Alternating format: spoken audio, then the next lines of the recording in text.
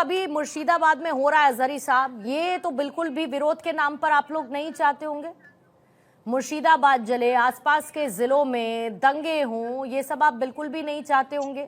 मैं मानती हूं ये बात कि आप लोग बिल्कुल भी नहीं चाहते होंगे, लेकिन दूसरी तरफ अपीजमेंट पॉलिटिक्स को क्यों एक वर्ग विशेष के कुछ चुनिंदा लोग कुशन दे रहे हैं?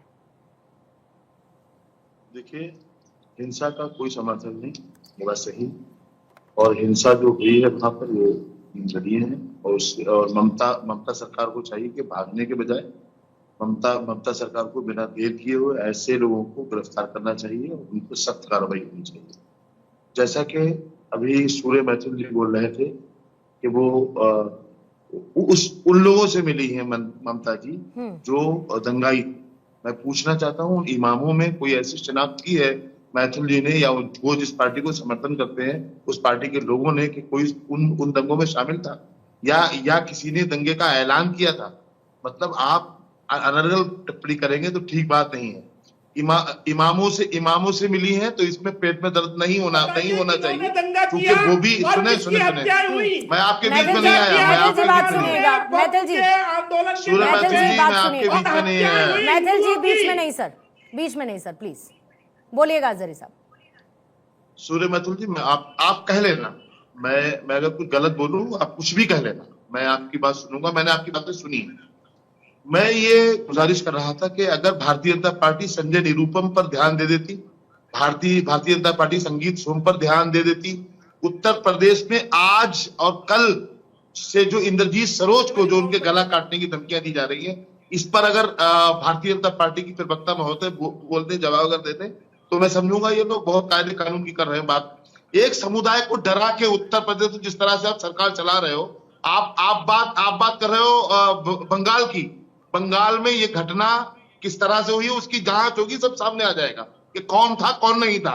लेकिन जिस तरह से उत्तर प्रदेश से आप डरा के राजनीति कर रहे हो, एक समाज को संभल से लेकर के और बहराइच से लेकर मुरादाबाद तक, मुरादाबाद से लेकर मेरठ तक, क्या ये किसी को नजर नहीं आ रहा?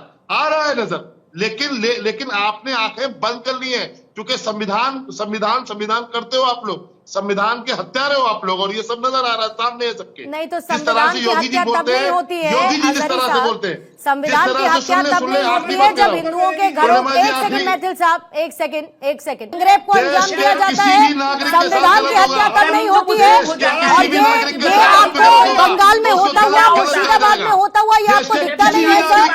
इसको लेकर हमने आंखों में पट्टी बांध ली है कि हम इसके बारे में बात नहीं करेंगे क्योंकि हिंदुओं पर हमला हो रहा है। भाजपा देखती है, हिंदू मुस्लिम के नजरिए से सिर्फ भाजपा देखती है। आपने देखा क्या सर? हिंदू और मुस्लिम के आपने देखा जरी साहब, आपने फौरन उत्तर प्रदेश का एग्जाम्पल दिया, आपने फौरन उत्तर प्रदेश का एग्जाम्पल दिया, लेकिन मुर्शिदाबाद में हिंदुओं पर जो टारगेटेड अटैक्स हो रहे हैं उसकी बात तो सर आपने अनफॉर्चुनेटली नहीं की। सबसे बड़ी बात ये है वो भी गलत है कि मुसलमान इतना, आप मेरे कहने के बगैर अगर कहते तो मुझे ज्यादा खुशी होती है जरी साहब। आप मेरे कहने के बाद अगर नहीं, आप पहले कहते तो मुझे ज्यादा खुशी होती। तो इसका मतलब डरा हुआ मुसलमान दंगा नहीं करता है। यूपी में दंगा जो नहीं हो रहा है, हर जिले में मुसलमान दंगा नहीं करते, जहाँ पर पश्चिम बंगाल में जो लोग डरे हुए नहीं है वही दंगा हो रहा है। यानी अब आप समझ गए कि दंगा क्यों हो रहा है। तो इसीलिए उत्तर प्रदेश में कहा गया